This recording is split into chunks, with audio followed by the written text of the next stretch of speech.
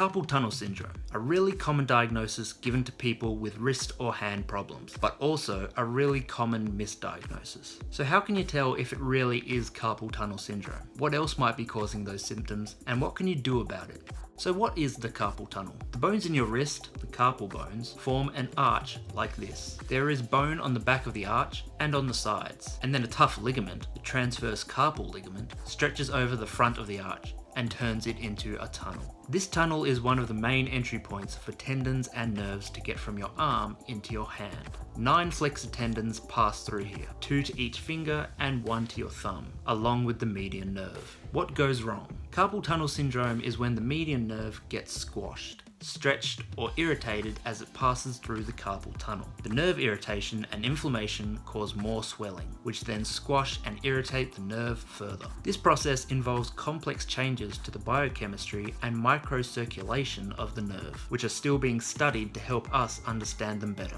It is important to note the cyclical, self-sustaining nature of this problem.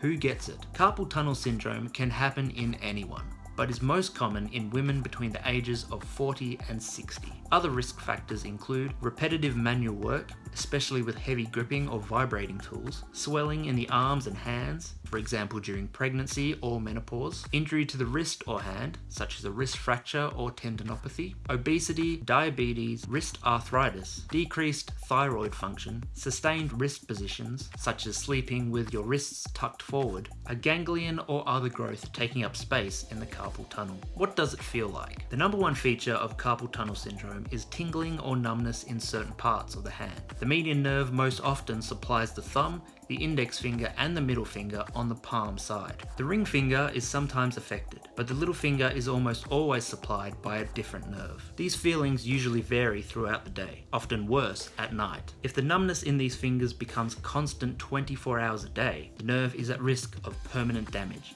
and urgent medical attention should be sought. Other symptoms of carpal tunnel syndrome may include pain in those same digits, clumsiness or weakness of the thumb and hand, or wasting of the thenar muscles at the base of the thumb. So how can you be sure that it is carpal tunnel syndrome? This is a really good question, and it doesn't have a simple answer. The symptoms we just described are very oversimplified, and people who genuinely have carpal tunnel syndrome actually have a wide range of different symptoms in different parts of the forearm, wrist, and hand. Plus, to make things even trickier, there are other conditions or problems that can mimic carpal tunnel syndrome. More about these in a moment. So how is the diagnosis made? In most people, the diagnosis is based on the clinical picture. What they are feeling, what activities or positions make it feel better or worse, how it has changed over time, plus simple clinical tests that put pressure on the median nerve in the carpal tunnel. A thorough physical examination should be performed for the rest of the arm, all the way up to the neck, to try and rule out some of the other possible causes. If a clear clinical diagnosis is not possible, electrodiagnostic nerve tests, such as an EMG, might be requested. These can be useful, but may give false positives or false negatives, so shouldn't be relied on without considering the rest of the clinical picture. What else might be causing these symptoms? The median nerve, which passes through the carpal tunnel, starts all the way up in the neck, at the C5 to T1 nerve roots, which connect to the spinal cord.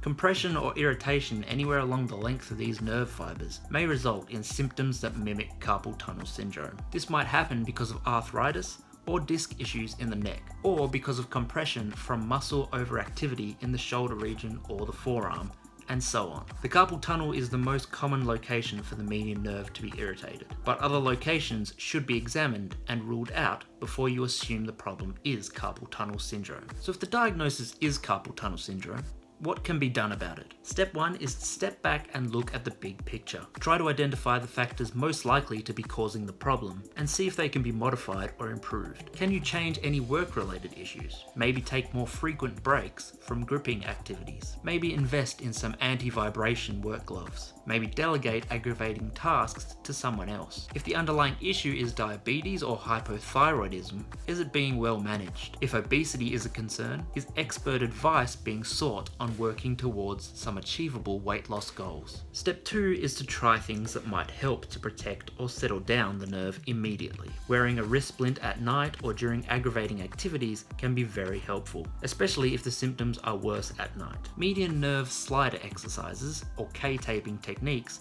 certainly don't help everyone, but are great for some. Step 3, Get the whole upper limb working better as a functional unit. Work on upper body and shoulder strength, elbow, wrist and grip strength. Make sure you are choosing exercises that do not further irritate the median nerve. Step 4. If the symptoms are not improving or are getting worse, would be to discuss with the doctor about an ultrasound guided cortisone injection into the carpal tunnel. And step 5.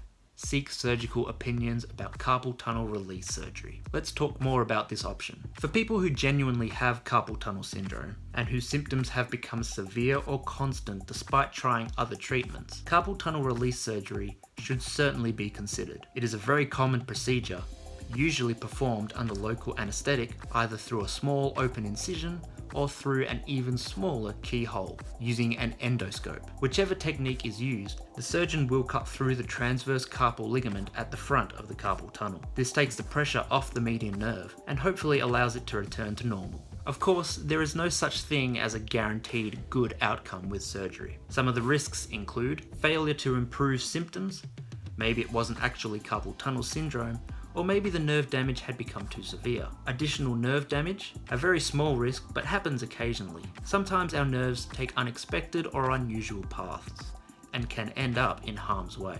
Long-lasting wrist or palm pain, sometimes called pillar pain. This can sometimes last for many months after surgery, more common in younger and more active people. So carpal tunnel surgery might be just what you need, but make sure you don't rush into it without considering all the other possibilities and options we have discussed. We hope you found this video informative. Be sure to subscribe to the channel for more great physiotherapy content.